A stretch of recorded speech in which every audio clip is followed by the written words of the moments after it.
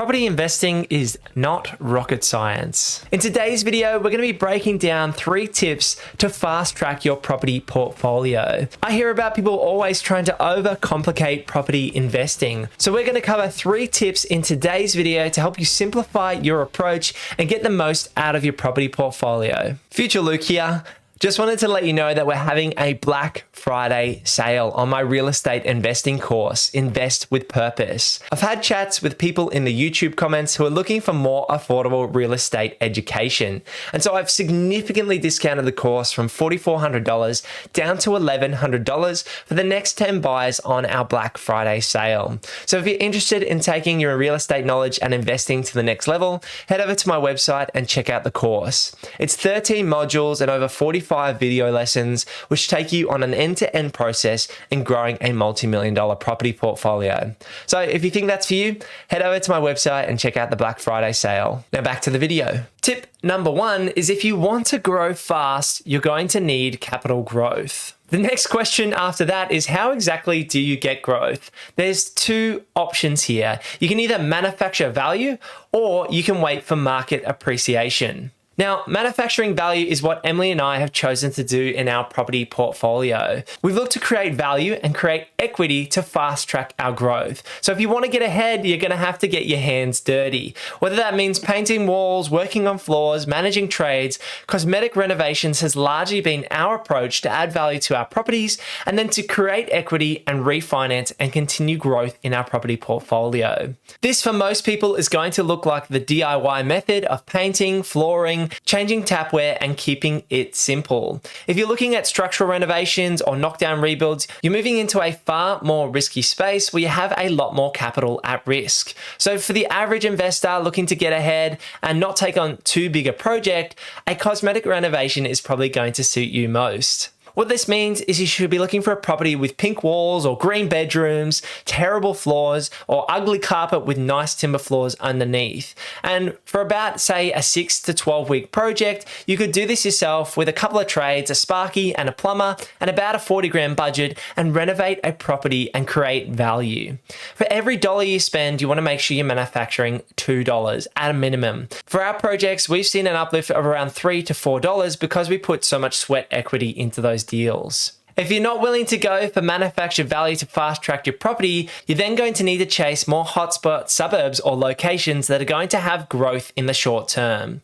The truth is, if you can't grow in your property portfolio, you can't pull out equity and go again. So you need that growth. When you're chasing growth locations, you need to look at where the demand is going to flood over the next 1 to 2 years. Now, I myself am a long-term property investor, so I don't really like the idea of chasing hotspots, but it is a very popular topic here on YouTube, so it is a strategy you could try and employ. What it means to chase these hotspot suburbs is where is that demand flooding in and how can you ride the curtails of that growth? Whether it's future infrastructure, whether it's a whole lot of investors going into this area, or it's owner occupiers driving the demand, you need to look at the lifestyle, you need to look at the transport, you need to look at the walk scores. What factors could affect this property? And at the end of the day, are there jobs and incomes that support the price growth in this area? So that's tip number 1. If you want to fast track your journey, you're either going to have to get your hands dirty and manufacture value or really knuckle down and try and find locations with compressed capital growth in the short term. So once you've put your capital to work, tip number 2 is dealing with serviceability. Now, serviceability is where most property investors get stuck. They either get 1 or 2 properties and then can't seem to get to properties 3, 4, and 5 and to continue to grow their property portfolio. So what you need to do is strategize about how you can continue servicing debt. This is typically done by 1, growing your day job income. So to boost your serviceability, you need to have strong day job income. If you and your partner can work and ask for promotions and push for pay rises and grow your incomes and have solid working history for at least 1 to 2 years, then you're going to look great to the banks. And what this means is you can get a larger amount of debt to grow your property portfolio. Once you've made the purchases that you need to make, you then don't need a stronger serviceability.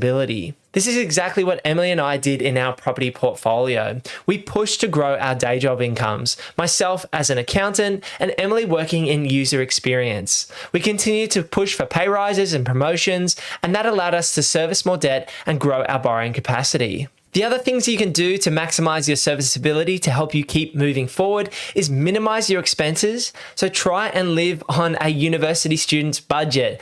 Eat oats and 2-minute noodles and don't get too much takeaway in the 3 to 6 months before you're going to get a loan. It's really important in that period leading up to getting the loan that you can show that you have the ability to save. It's also going to help you save cash in real terms, but proving to the banks that you have the income and you have minimal expenses will allow you to borrow the maximum amount of money. The last item on my list in terms of tip number 2 with serviceability is have a chat with a bunch of brokers and banks. Don't just stick with one broker or one bank, always get at least a second or third opinion. Now, I'm a little bit different to most investors in that I like personally dealing with the banks and not going through a broker. I feel like the turnaround times are a bit stronger with the banks, but even dealing directly with the banks, I would go to multiple banks and even have a chat with multiple brokers to understand what our capacity was and what we could do to strategize and grow our property portfolio. What I often see in reality is people might get a no from Commonwealth Bank of Australia, the bank they've been with for 10 years, and then not look anywhere else. They feel like they've tapped out and can't do any more. But if you have a chat with mid-tier banks, have a chat with some brokers, you're going to get a range of options that could potentially help you move forward.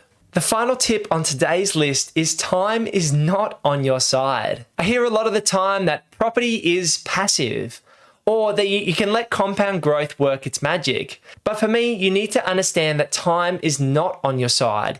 If you don't take action and you don't create an asset base, how can compound growth help you? It's only helping those people that have the assets under their belt already. And if you're taking the mindset that yes, property is a passive investment, I don't need to worry about it, I just buy a property and it does its thing and I'm going to retire at some point. If you're not taking an active approach, growing your wealth of knowledge, growing your understanding of the finance game in property, looking at how you can manufacture value on deals either now or down the track, then you're not going to be able to fast track your growth. The 3 tips in today's video, which is going for growth, understanding your serviceability, and being an active property investor are all designed to help you fast track your journey. If you're happy to take a back seat, then that's okay. Then buy a property every 3 to 4 years, pick up 3 properties over 15 years, and you'll be able to retire at 65. But for me, I wanted to have the options. I want to be able to choose what I do for work, choose where we go for holidays, choose who I spend my time with, and what I do in terms of my business. And fast tracking our property portfolio has been the way for us to create choices in our life. We wouldn't have been able to do this if we weren't active, and I think you need a bit of passion in property investing, so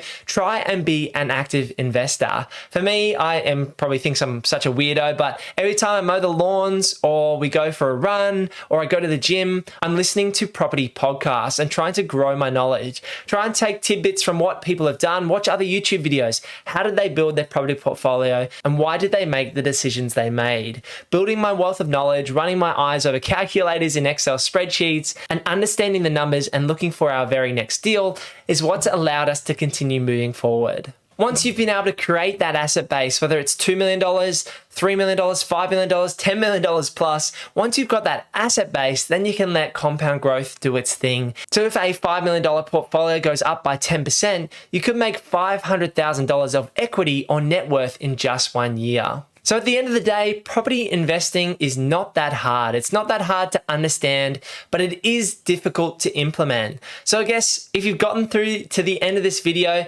now it's time for you to take action, whether that's growing your knowledge by clicking this video over here, subscribing to the channel down below, or that was a pretty smooth transition, and dropping a like on this video, or heading over to my website to book in a free strategy session with myself where we have a chat about your situation if you're looking to potentially make a purchase in the Brisbane market. Thanks for sticking around to the end of this video. I'll see you in the next one. Peace.